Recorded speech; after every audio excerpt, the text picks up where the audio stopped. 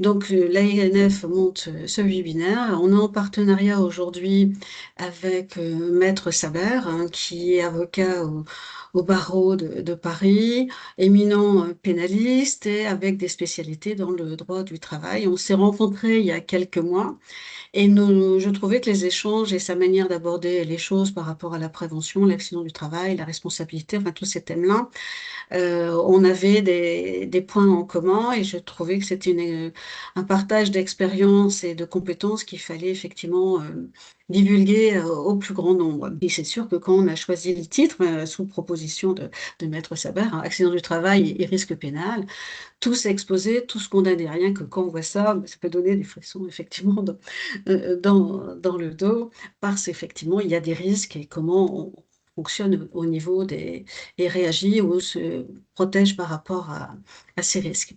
Alors moi-même, je suis donc secrétaire générale de l'AINF depuis quelques mois en mission de manager de transition, mais à plein temps de cœur, parce que je suis ancienne administratrice également de l'AINF et on m'a demandé de faire un relais depuis maintenant le début de l'année et ça va encore durer quelques temps parce que j'aime ça en plus. Donc l'AINF, moi ce qui m'avait séduit, et peut-être que vous, ça va vous interpeller également, on est une association plus que séculaire, vous voyez, 1894. Quand on est présent sur des salons par rapport à la prévention, je me dis avec un petit sourire, oh, on doit être les plus anciens. Bien sûr, il y a du monde sur la prévention maintenant, mais à l'origine, c'était effectivement des industriels du Nord, petit cocorico des Hauts-de-France, qui ont été sensibilisés. Et là, on parlait vraiment d'ouvriers dans des milieux industriels vraiment pas faciles en termes de conditions de vie au travail. Et par rapport à leur sensibilité du bien-être, même si ce mot-là, on ne l'utilisait pas beaucoup quand on parlait des conditions de travail, ils se sont réunis pour justement se retrouver en train de dire qu'est-ce qu'on peut faire pour prévenir des risques professionnels. Et depuis 1897, on est reconnu d'utilité publique, tout ce qui est risque professionnel, la sécurité, la santé, les conditions de vie au travail. Et nous, on rajoute de plus en plus maintenant le bien-être au travail. Alors, bien-être en deux mots, en un mot, ou être bien au travail. Après, on peut le décliner un peu comme on veut. Alors là, vous nous connaissez peut-être par ailleurs, mais pour les nouveaux qui se connectent pour la première fois à nos webinaires, effectivement, il y a un webinaire tous les mois. Alors, je les prépare suffisamment longtemps à l'avance pour varier les plaisirs, parce qu'il ne faut pas toujours être que sur de l'exosquelette. J'en ai fait un au mois de juillet, hein. Mais on ne peut pas faire que ça, effectivement, tout le temps. On a parlé en septembre de, de harcèlement sexuel avec un partenaire qui, de par son approche, arrive à diviser par deux les agissements, ce qui est quand même, là aussi, on avait eu une belle audience. On a eu de la parentalité au mois d'octobre et de la résilience au mois de novembre. Sur les mois qui viennent, j'en parlerai un peu pour vous dire que il se passe toujours quelque chose à l'IANF, hein. Tous les mois, il y a un ou plusieurs, effectivement, euh, je dirais, nouveautés ou événements qui se passent. Alors, bien sûr, nos adhérents, là, il y en a quelques-uns que j'ai vus dans mes listes, que j'ai reconnus, et ils ont plus que l'accès par un lien pour le webinaire. Ils ont bien sûr, eux aussi, systématiquement droit au replay s'ils n'ont pas eu le temps de s'inscrire. Ils ont droit à des présentations. Ils ont droit aussi, là, je suis en train de la travailler pour la semaine prochaine, une veille réglementaire mensuelle. Là, il y a un aspect juridique et dans ma newsletter, je parle aussi de tous les événements qui se sont passés dans le mois et ceux qui sont un peu à venir, court terme, hein, je veux dire le mois suivant. Je fais pas le planning à chaque fois sur toute l'année, même s'il y a déjà des choses de prévues pour l'automne prochain. Alors, on offre à nos adhérents, et là, c'est franchement un cadeau. J'aime pas le mot gratuit, mais le mot cadeau va très bien. Et puis, on est en période de Noël, peut-être aussi, ça fait plaisir à tout le monde. On offre en tant qu'INF les formations de sauveteur et sécurité, santé au travail, des SST initiales et de recyclage. Ça, c'est le terme qui est beaucoup utilisé, mais qui est en fait la maintenance et l'actualisation des compétences. Donc, quelqu'un qui s'inscrit suivant l'effectif de son entreprise, la cotisation est un peu différente, mais enfin, pour un individuel, pour 2026, ça sera 36 euros, donc c'est tout à fait abordable. Il peut s'inscrire à nos formations puisqu'elles sont carrément offertes. Donc ça, c'est quand même, je dirais, un avantage. Et je dirais, si on regarde le côté économique, bon, il y a pas photo. Alors, on a des outils d'évaluation SST aussi et d'autres outils prêts à l'emploi en fonction des demandes qui peuvent nous être faites pour nos adhérents. Donc, vous avez tout un avantage de trouver des choses qui pourraient vous renseigner, qui pourraient être intéressantes pour vous en tant qu'adhérent. Alors, j'en profite parce que c'est la saison. Et tout à l'heure, j'avais une inscrite à Alwena qui pourrait être concernée. Je lui en ai dit un petit mot. Il y a aussi quelqu'un qui s'appelle Freeman qui est en master.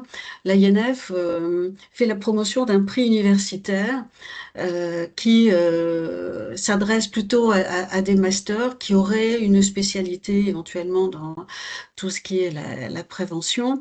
Et ce prix, c'est pas un travail supplémentaire, c'est un travail qu'ils l'ont déjà fait, qu'ils m'envoient un 4 pages, par exemple, pour voir si on peut retenir leur candidature, mais s'ils peuvent effectivement aller plus loin. Et après, ça, c'est une petite, enfin une soutenance où le jury composé, jury universitaire d'ailleurs, il y a quelques professeurs d'université, des, euh, des administrateurs ou tout autre adhérent qui vont émettre un avis sur la qualité.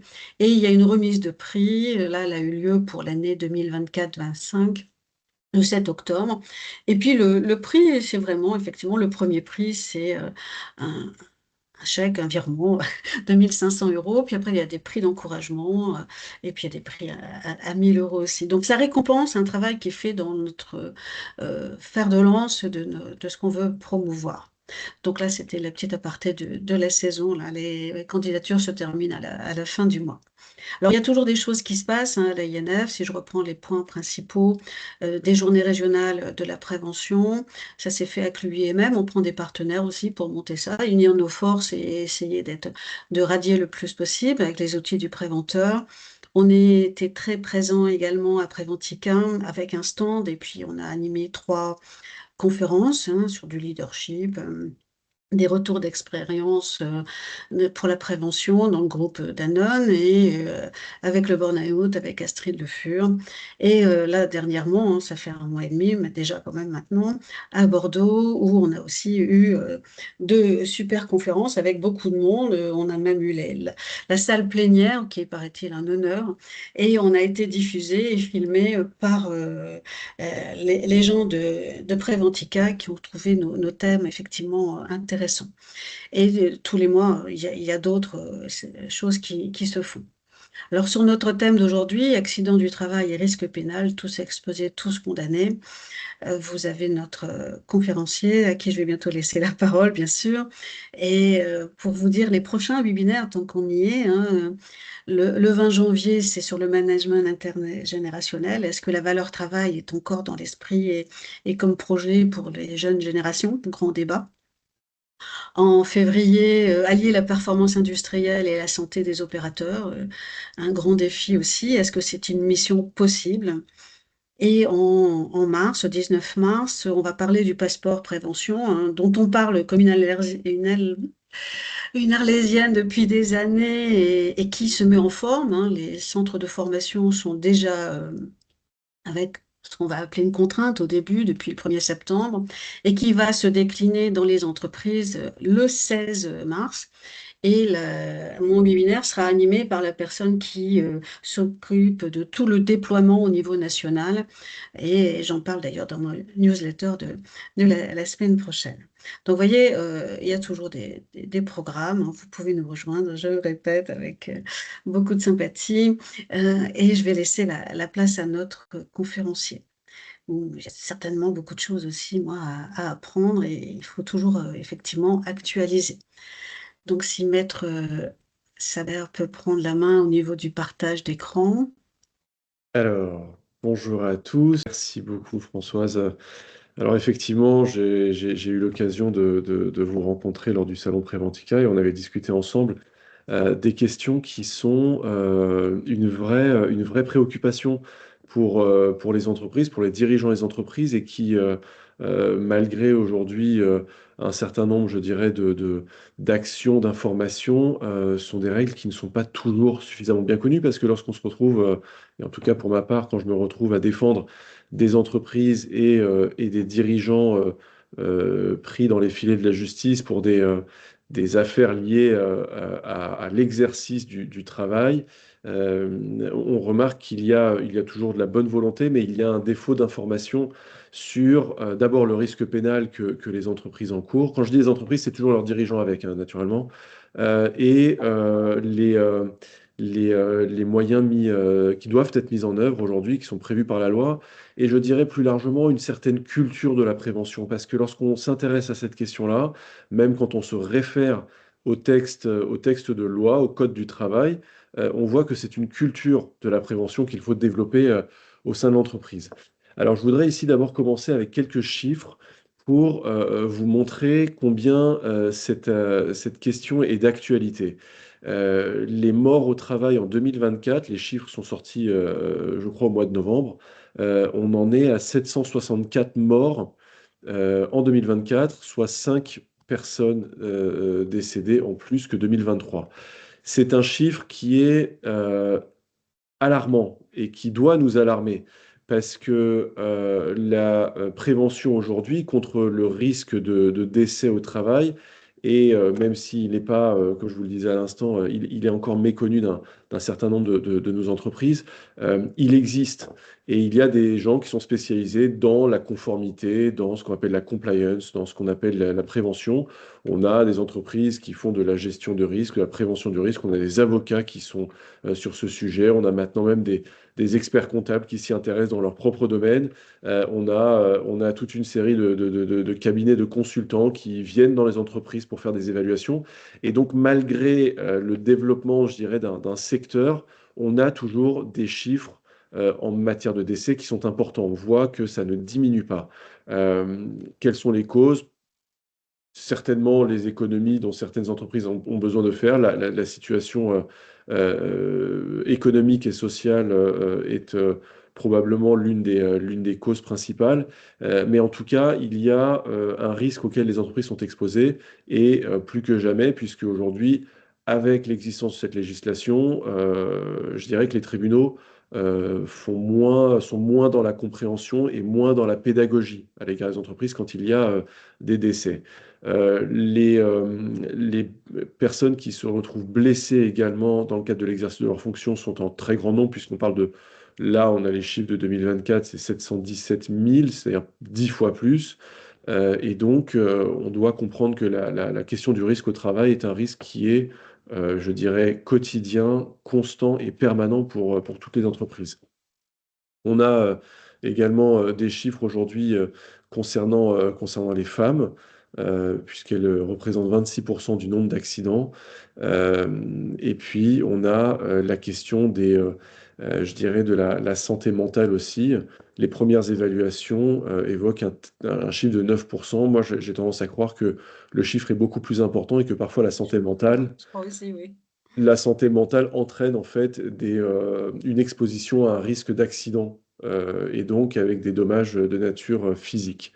Donc voilà l'importance de ce sujet et l'importance qu'il est pour toutes les entreprises d'intégrer la culture de la prévention du risque à la fois dans la gouvernance mais également dans le travail salarié. Les conséquences, elles sont les mêmes, elles sont sociales, elles sont financières, elles sont juridiques.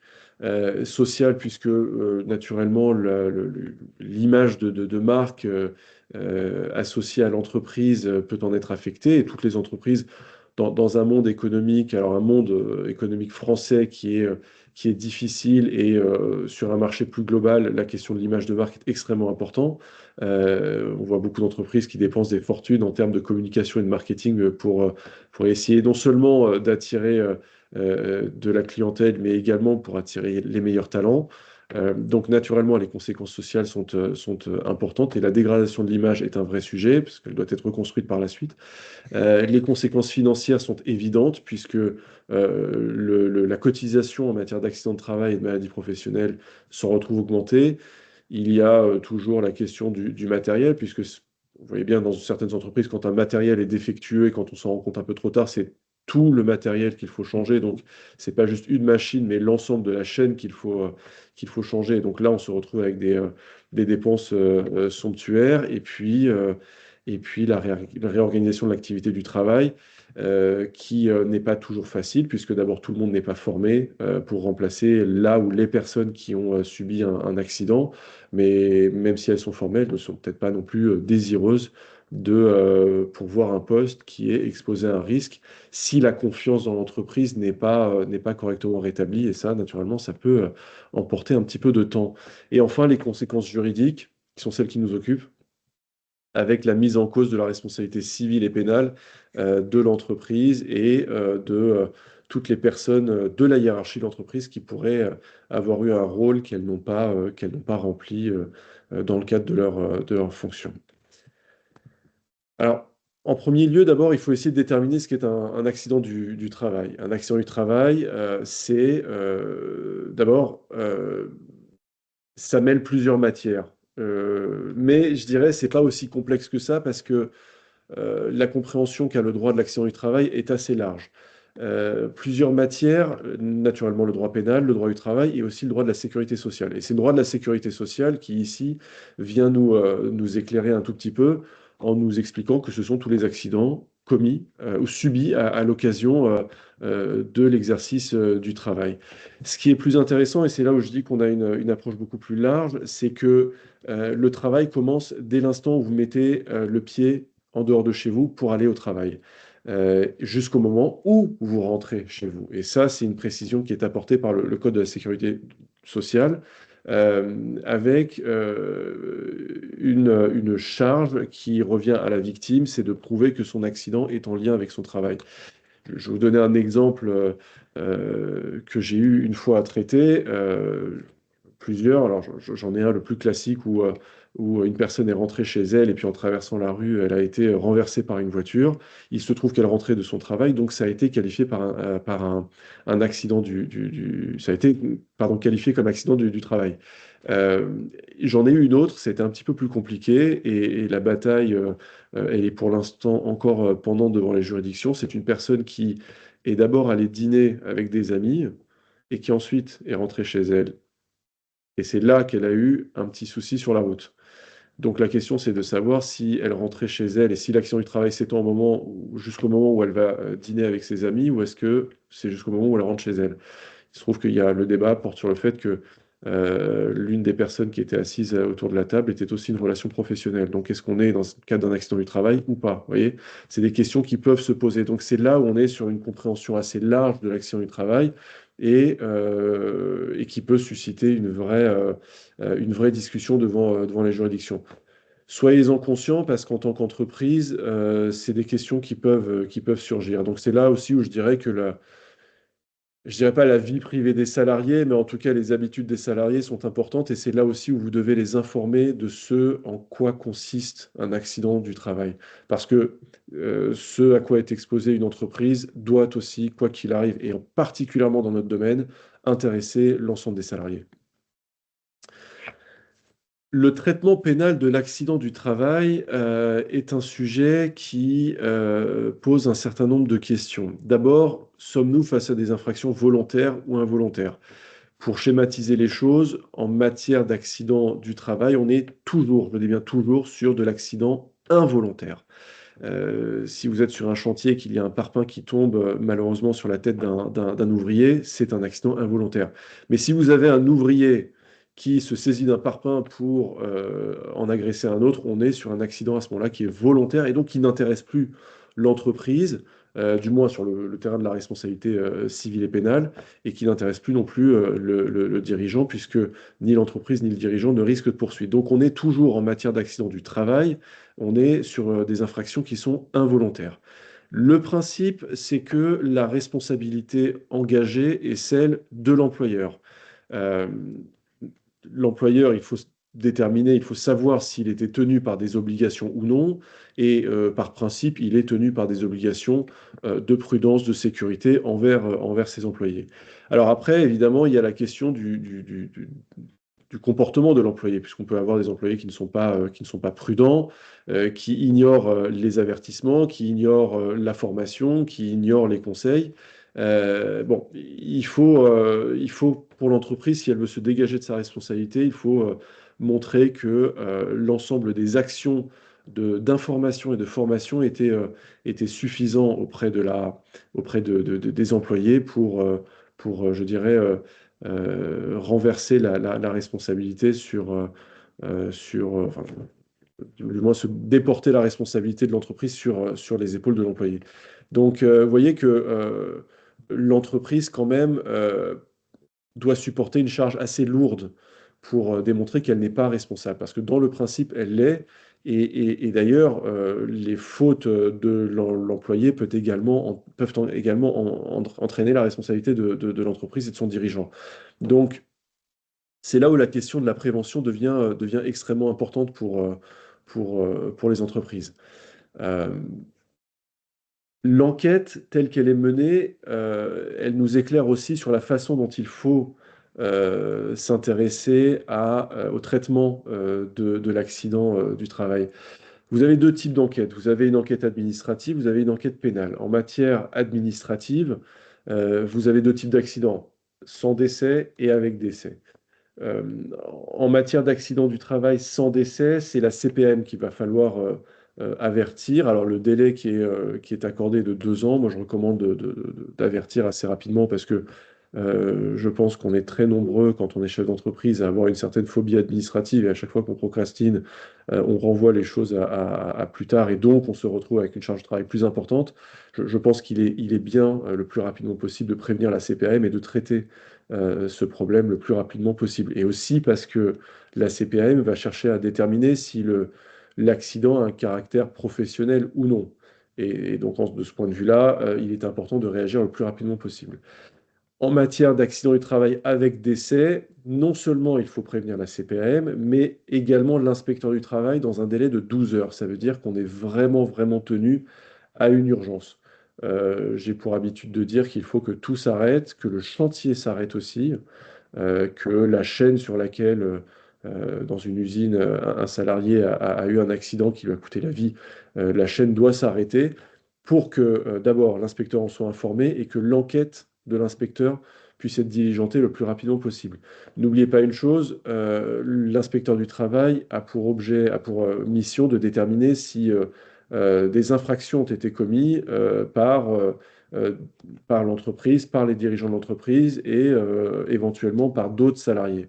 Si vous commencez à poursuivre le chantier ou à continuer le travail sur la chaîne de l'usine, eh bien, on peut vous reprocher d'avoir modifié l'espace sur lequel l'enquête peut être conduite et donc avoir modifié les preuves et tous les éléments qui peuvent éclairer l'inspection du travail et, in fine, les enquêteurs de la police judiciaire quant à la question de savoir s'il y a eu infraction ou pas. Donc là aussi il faut tout arrêter et il faut s'occuper malheureusement du salarié qui est décédé et avertir les autorités compétentes. En matière pénale, quand il y a un accident du travail sans décès, la CPAM peut avertir le parquet en en transmettant son dossier au parquet dans le cadre de ce qu'on appelle un article 40. On entend souvent parler de l'article 40 du Code de procédure pénale. Souvent, les politiques aiment à s'en saisir contre leurs opposants politiques, contre leurs adversaires politiques, mais on l'a également pour les agents de la CPM qui sont des fonctionnaires, donc ils sont tout à fait disposés à pouvoir utiliser cet article pour faire remonter auprès du parquet les éléments de leur enquête. Pour ce qui concerne l'inspection du travail, c'est également le cas, avec en général une poursuite par le parquet de l'enquête. Alors l'inspection du travail commence l'enquête parce que ce sont des fonctionnaires spécialisés et ensuite elle transmet les conclusions de son enquête au procureur de la République qui va ensuite conclure sur l'opportunité ou non de poursuivre et surtout de déterminer les personnes responsables de l'accident qui a coûté un décès. On en vient à la prévention. La prévention, comme je vous le disais, c'est d'abord une culture et donc je dirais un acte de sagesse. C'est comme ça que je l'ai cité dans mon PowerPoint parce que Finalement, c'est l'ensemble des actions. On a cette expression en droit qu'on retrouve aussi dans le langage courant, c'est ces actions de bon père de famille que l'on doit retrouver chez les entreprises et leurs dirigeants à l'endroit des employés. Pourquoi? Parce qu'ils sont exposés à un risque et parce que le chef d'entreprise doit s'intéresser au risque avant même d'abord qu'il se produise et avant même aussi qu'il puisse être relevé par les employés. C'est pour ça que le Code du travail prévoit un certain nombre d'actions qui sont citées dans des termes très généraux. Vous voyez, je vous le cite hein, dans le PowerPoint, le Code du travail évoque des actions de prévention des risques professionnels, des actions d'information, la mise en place d'une organisation de moyens adaptés. Tout ça, c'est des termes très très généraux parce que ça a à la fois une contrainte et un avantage. La contrainte, c'est que, il faut s'intéresser et entretenir cette culture et trouver des moyens d'identifier les risques et de faire remonter l'information. Et l'avantage, en revanche, c'est d'avoir les mains libres et d'être finalement très créatif sur la façon dont on peut faire remonter les informations. C'est-à-dire que tous les plans de prévention, la façon dont l'entreprise a de se saisir de la question de la prévention, eh bien, elle peut faire montre de créativité et imaginer elle-même des process, adapter ses propres process pour favoriser la prévention du risque au sein de l'entreprise. Donc vous voyez qu'on est quand même après devant les juridictions face à une appréciation très concrète de ce qui a été mis en place.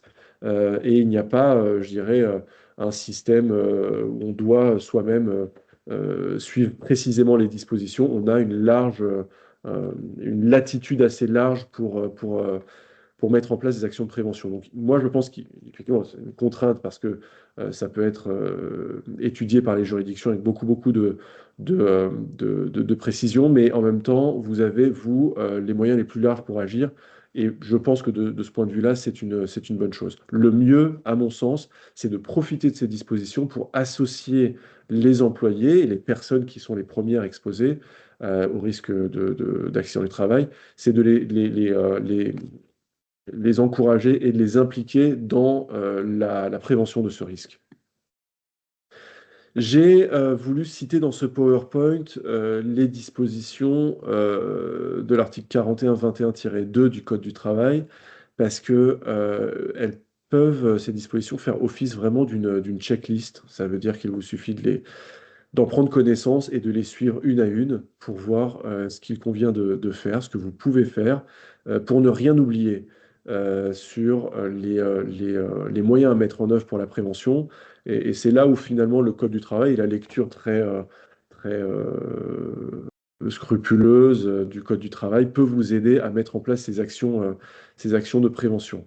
Vous voyez ce que dit, je le cite également, le Code du travail nous dit que même les instances représentatives du personnel doivent être impliquées dans ce travail de prévention. Donc vous voyez que on est vraiment dans cette dimension de culture d'entreprise plus que d'obligation légale.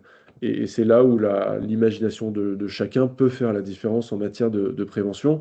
Moi, ce que j'invite aussi à faire, les entreprises, les chefs d'entreprise se rencontrent, discutent entre eux, eh bien, discutez avec vos homologues dans d'autres entreprises sur les mesures que vous mettez en place. Et c'est comme ça aussi que vous développerez la prévention au sein de votre propre entreprise. Là-dessus, il ne faut pas avoir une approche concurrentielle, il faut avoir une approche, je dirais, coopérative et collaborative entre dirigeants d'entreprise. Le plan de prévention, c'est donc l'outil opérationnel de la prévention et des obligations spécifiques qui incombent à chacun et qui doit être particulièrement transparent de façon à ce que, au sein de l'entreprise, chaque personne puisse savoir quelles sont ses propres obligations, mais quelles sont aussi les obligations des autres collaborateurs de l'entreprise. Cette communication est extrêmement importante parce qu'elle permet de développer, et j'en reviens encore à cette culture d'entreprise, je le dis, je le répète, mais parce que j'y crois vraiment et je vois vraiment devant les juridictions la différence que ça fait. Ce plan de prévention, c'est un travail en commun, ce n'est pas un travail de la direction envers les employés, c'est un travail en commun qui exige la communication, la remontée d'informations, des réunions fréquentes spécifiquement sur ce sujet-là, des formations, des actions par lesquelles les employés demandent de la formation ou des informations sur une méthode de travail, sur l'arrivée et l'utilisation d'une nouvelle machine.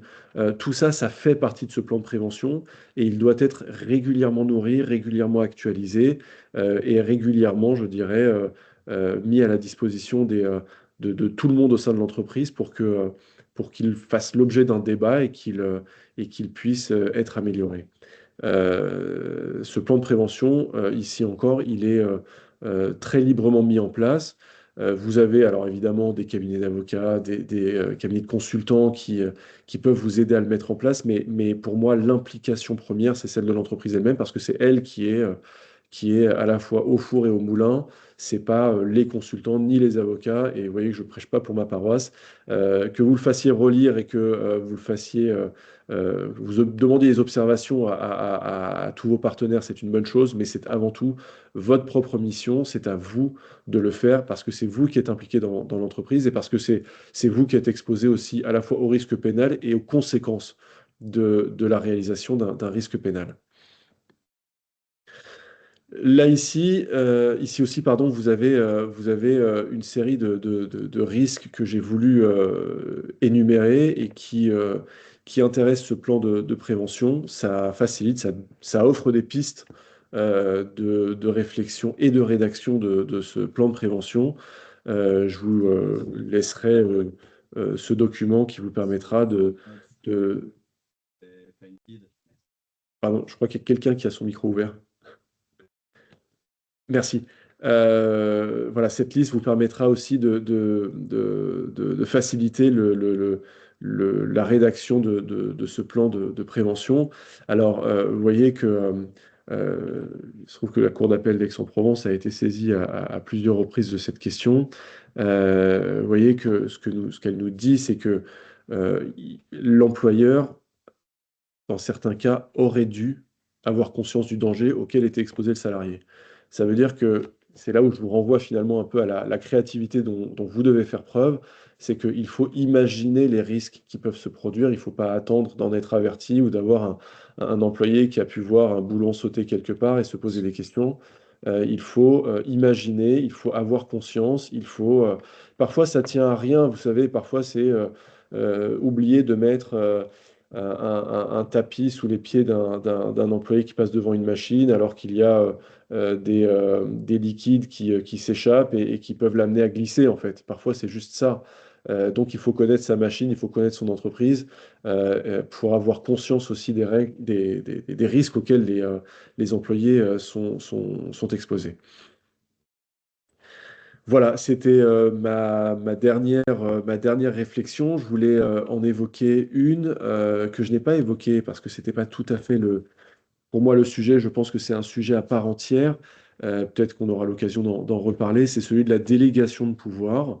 La délégation de pouvoir est un instrument. Alors, je ne voulais pas, dans cette conférence, évidemment, opposer les dirigeants et les salariés, mais cette délégation de pouvoir, justement, peut avoir cette impression, peut donner cette impression et avoir un petit peu ce parfum au sein de l'entreprise.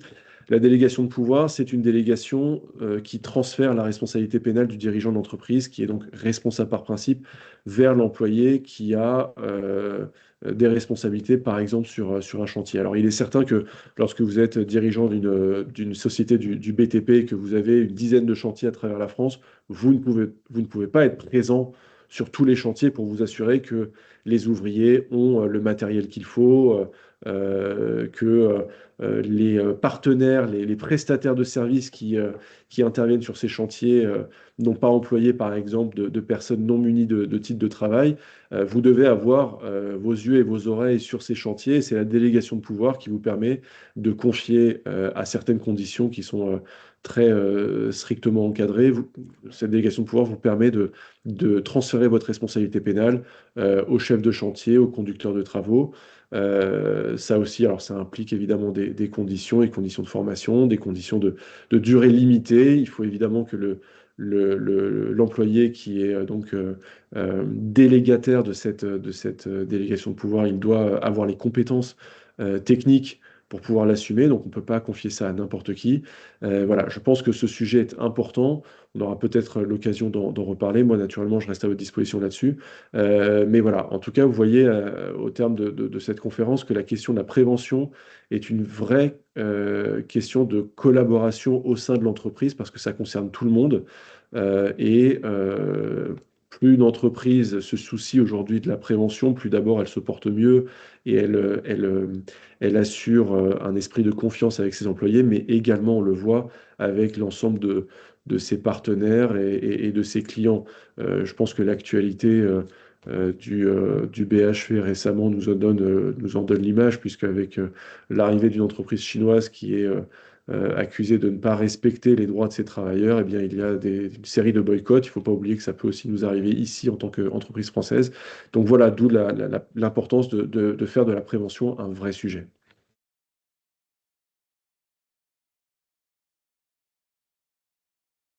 J'en ai Alors, fini.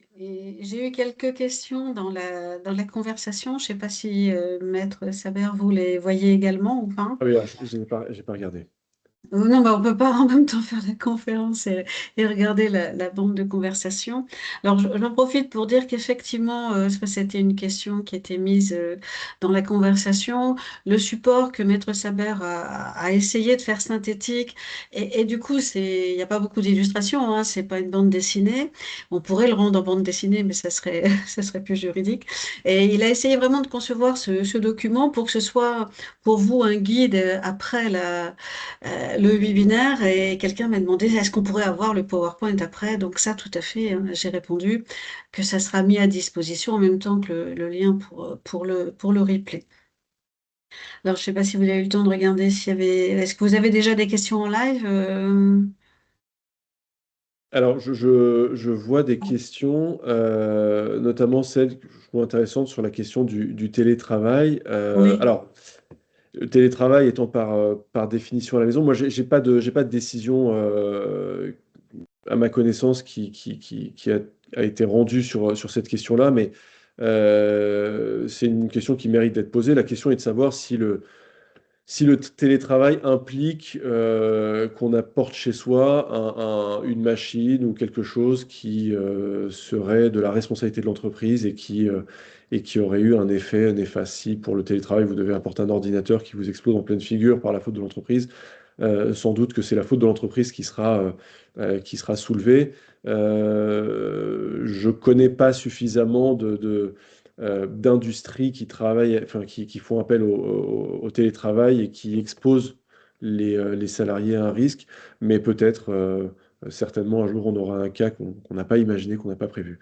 Euh, Quelles sont les autres questions? Alors, si vous voyez une qui... Apparemment, on est très mauvais élèves, hein, d'après Christelle, qui a l'air de connaître des chiffres au niveau européen. Je crois que, ouais, mais je crois que parce c'est lié au fait qu'on n'a pas intégré cette culture de la prévention, on est dans un rapport d'efficacité. Alors moi, je peux pas m'empêcher en tant qu'avocat d'entreprise de souligner l'importance des charges, des taxes, des cotisations des entreprises qui font qu'au lieu de redéployer une partie de cet argent dans des actions, notamment de prévention, eh bien, se retrouve à passer, je dirais, à la caisse de l'État et donc avoir des préoccupations qui s'étendent ailleurs. Moi, j'ai toujours pensé que plus on soulageait l'entreprise sur ces questions-là, plus elle pouvait s'occuper de ses salariés. Je pense que la question financière joue énormément parce que la formation aussi de l'entreprise et de ses collaborateurs sur ces questions-là implique de l'argent. Et puis parce qu'on a une autre approche hein, de l'entreprise en France, hein, on a encore, je pense qu'on est dans un rapport qui sont d'une économie un peu à l'ancienne où le travail doit immédiatement payer et l'investissement n'est pas forcément l'investissement de long terme vu l'instabilité économique et fiscale qu'on a en France. L'investissement de long terme sur ces questions-là n'est pas une priorité. Je pense que c'est lié aussi voilà, à une culture de l'entreprise, une culture du travail d'une manière plus générale. Alors, il y a une observation aussi de Catherine. Est considéré comme accident du travail un événement subi, soudain, qui entraîne un préjudice. Et elle se posait la question, les collaborateurs sur des lignes de production se retrouvent en train de faire des gestes extrêmement répétitifs, hein, ce qui est un grand classique de travail à la chaîne. Du coup, ça fonctionne comment? Si Catherine est encore en ligne, elle peut prendre la parole aussi, hein. Alors là-dessus, on en revient à à l'imagination qu'on doit avoir et à la connaissance qu'on doit avoir aussi de son entreprise et de ses employés. Les temps de pause, les temps de pause non seulement parce qu'effectivement les bras peuvent s'en retrouver fatigués, mais aussi on sait combien les tâches répétitives sont difficiles sur le terrain mental. Donc là aussi, vous voyez, la question de la santé mentale qui est liée aux tâches répétitives est un sujet qui doit nous concerner.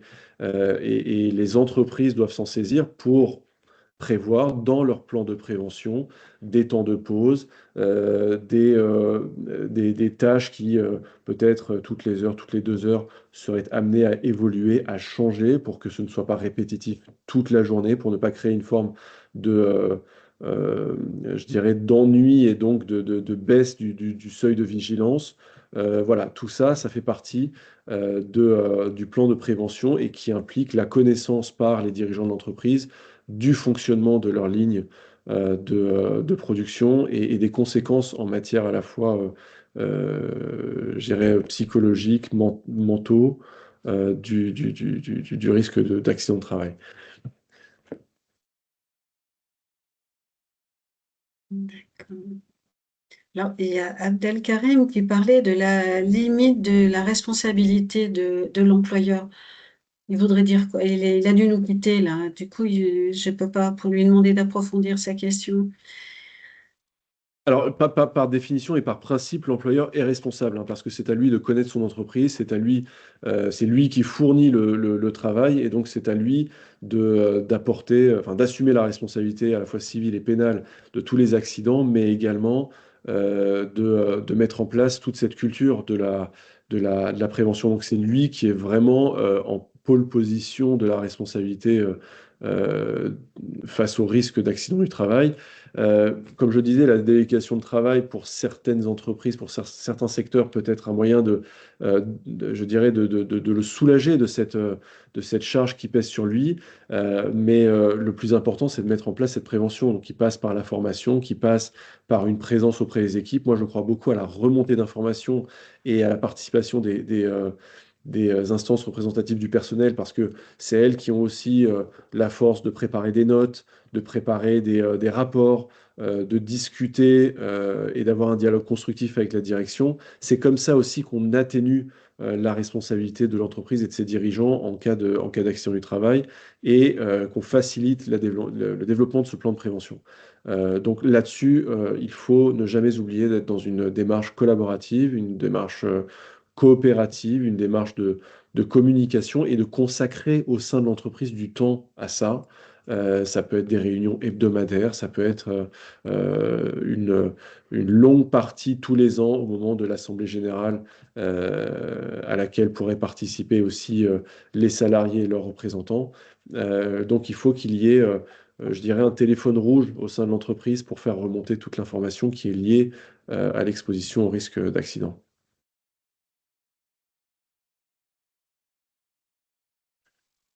Et donc, Pascal évoquait éventuellement des chantiers de plus de 400 heures. Est-ce que Pascal est encore en ligne pour développer sa question?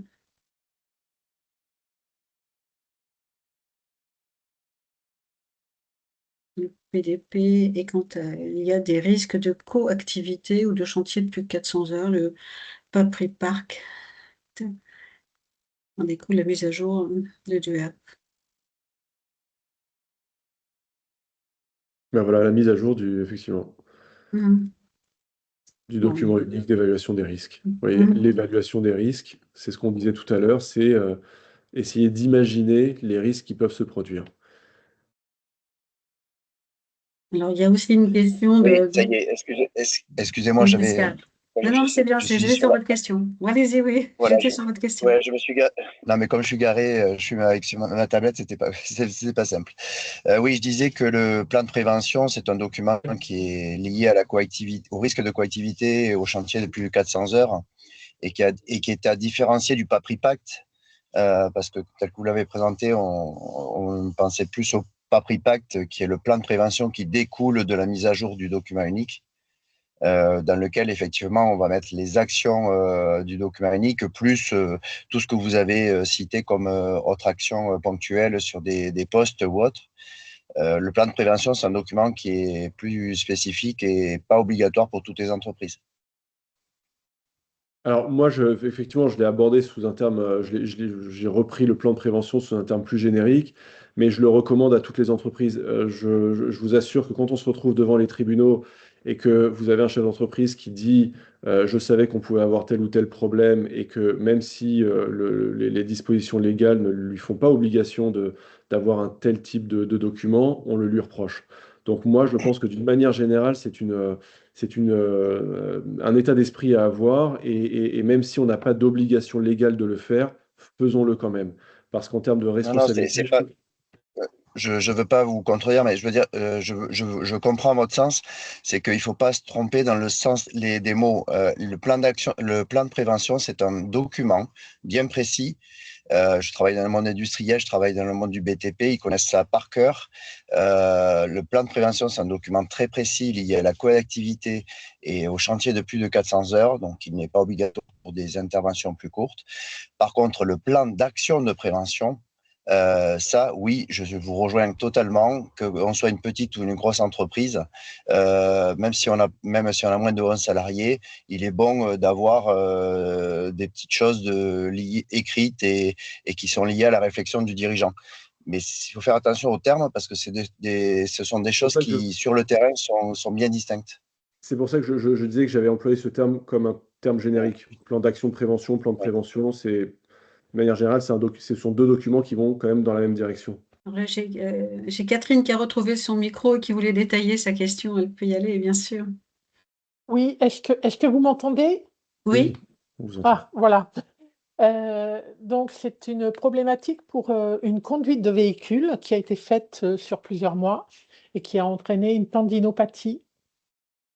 Et Oui, en fait, ce qui a été dit à la personne, c'est que un accident du travail, c'est un accident enfin, qui arrive de façon subite et soudaine.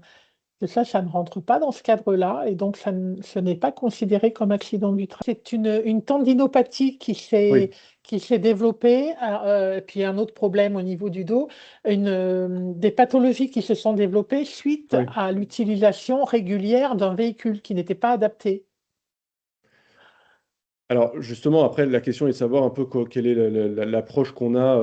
Ça, c'est vrai qu'on irait plus devant le Conseil des prud'hommes pour évaluer cette question. On n'est pas vraiment sur le terrain du pénal, hein, mais le débat serait de savoir quelle était je dirais, la connaissance de l'entreprise quant à la santé de l'employé et des conséquences de la mission qui lui était dévolue.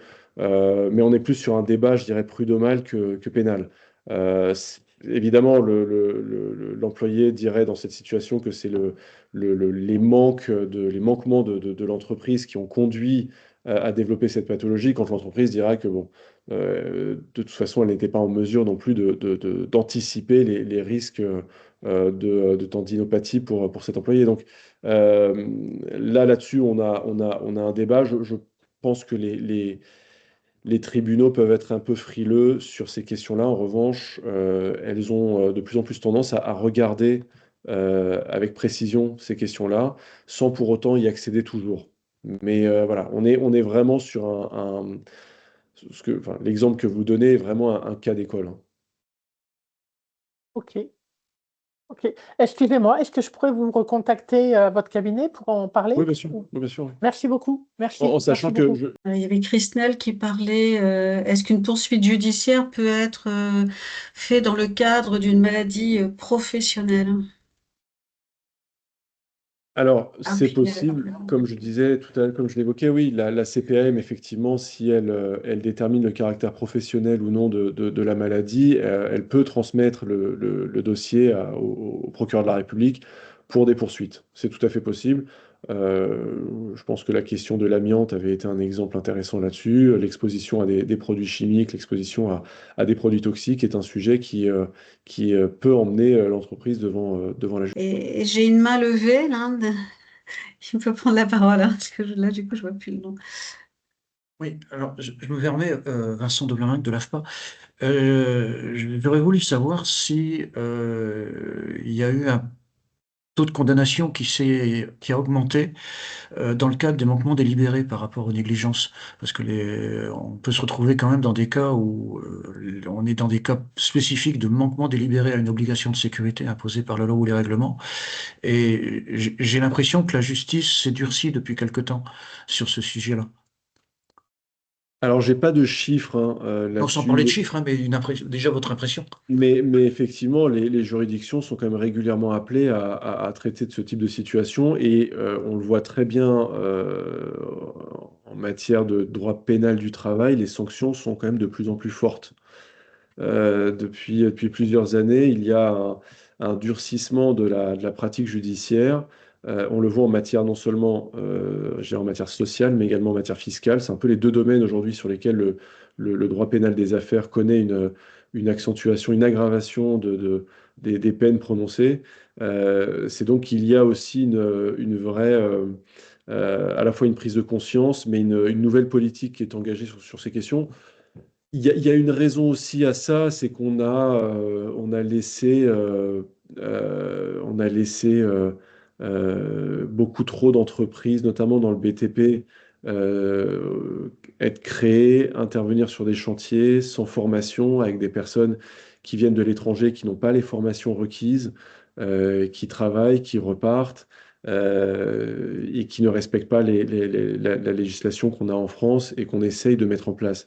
Donc il y a un raidissement vraiment des juridictions sur ces questions, et en particulier vis-à-vis de ce type de profil. Y compris dans la simple mise en danger de la vie d'autrui sans qu'il y ait d'accident ni de victime, enfin d'ITT. Alors, souvent, on voit, moi, les fois où j'ai vu ce type de chef, enfin, ce type de poursuite, c'était lié à d'autres infractions. Ça venait en complément de D'accord. d'autres infractions. Effectivement, les constatations de l'inspecteur du travail sur le chantier étaient telles que le parquet avait considéré utile de rajouter cette infraction parce que vraiment rien n'était respecté. Et avant qu'un problème se produise, il valait mieux alourdir un petit peu le dossier pour On le était produit. plus dans la circonstance aggravante alors dans ce cas. C'est ça, ouais, Ok, merci. après. Hmm. Est-ce que d'autres personnes souhaitent soulever un cas particulier?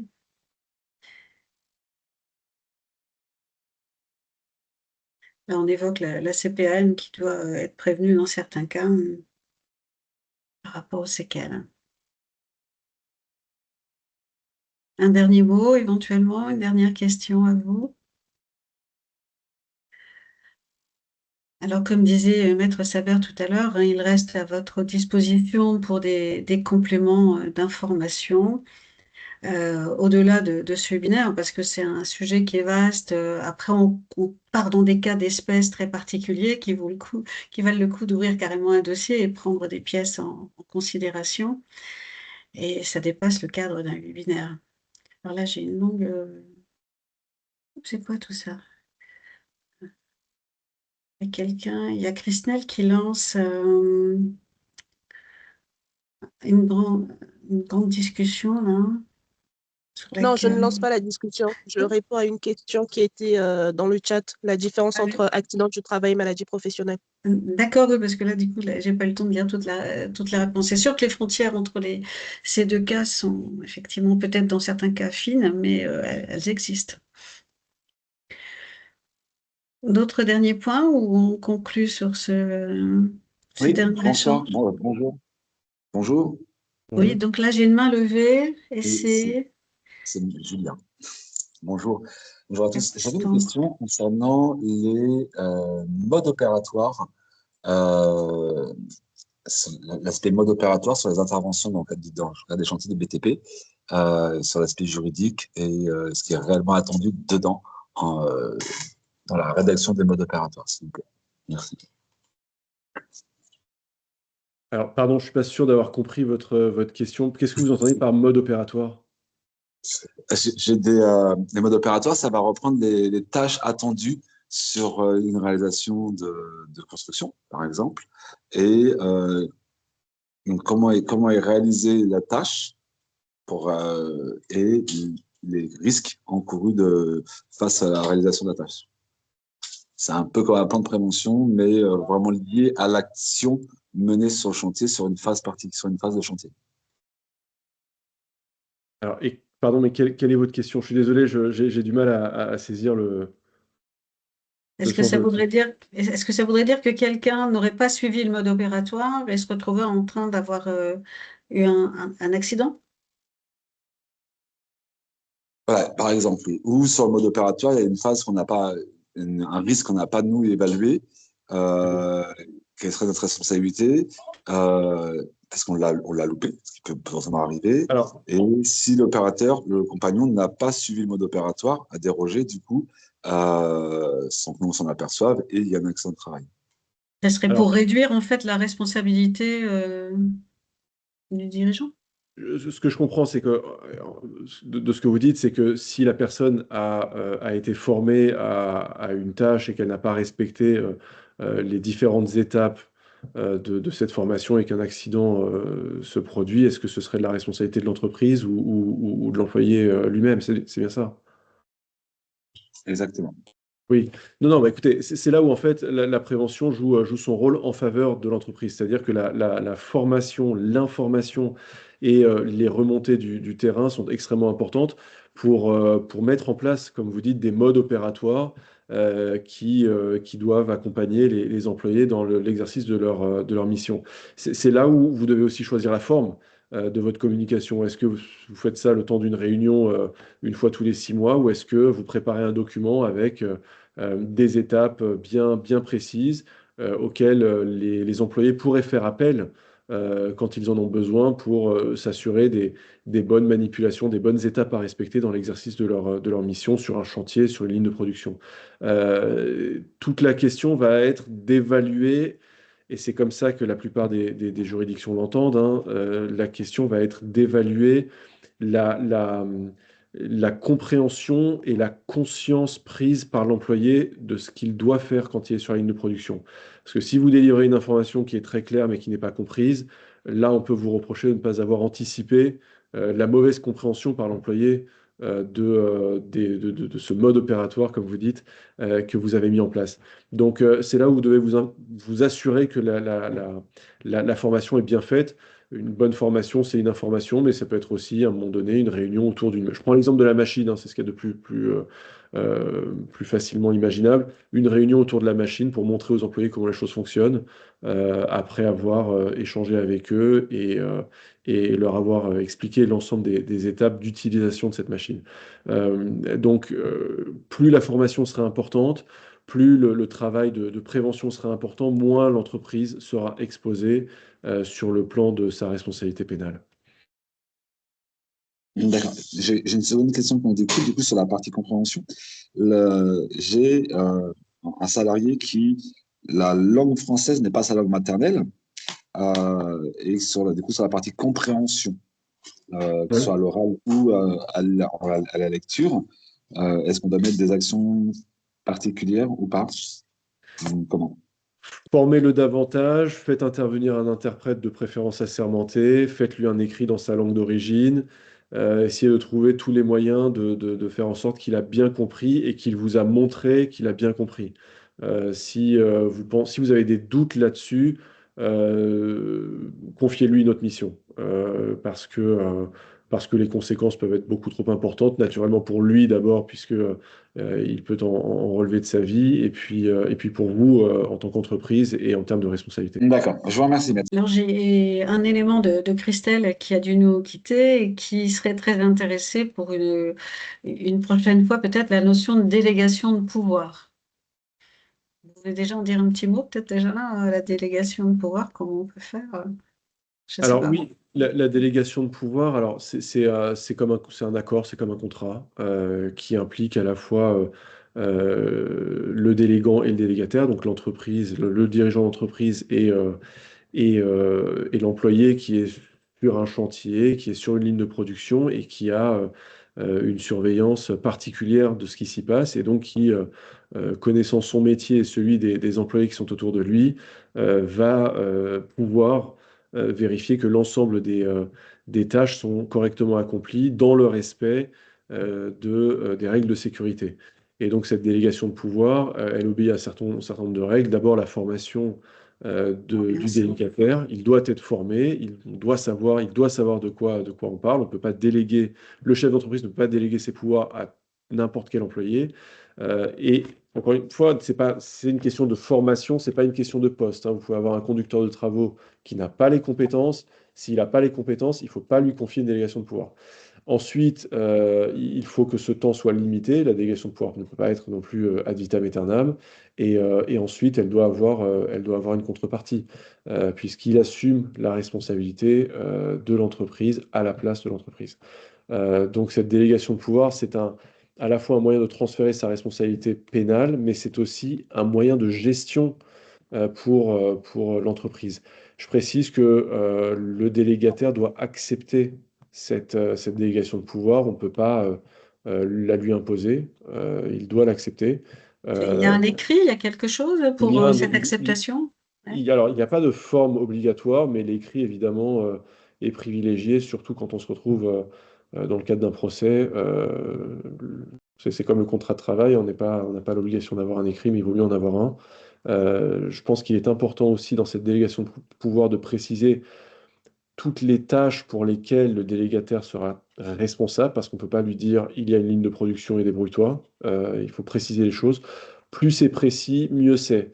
Et là encore, on est sur le terrain de l'information, puisque à travers cette délégation de pouvoir, l'entreprise pourra démontrer qu'elle a été précise sur les tâches qui ont été confiées, pour lesquelles la responsabilité pénale a été transférée, et l'employé qui souhaite s'en défendre pourra aussi montrer que son attention n'avait pas à être portée sur telle ou telle machine, par exemple, sur tel ou tel chantier, sur telle ou telle diligence, telle ou telle réalisation, et que par conséquent, l'entreprise resterait responsable des faits qui se sont produits. Donc là-dessus, c'est aussi un élément, un instrument probatoire extrêmement important et qui mérite beaucoup de précision dans sa préparation. Est-ce qu'on peut faire une délégation de pouvoir à un sous-traitant? Non, parce que ça se C'est fait à bon, l'intérieur, non, ça se fait à l'intérieur de l'entreprise. ça reste à l'intérieur.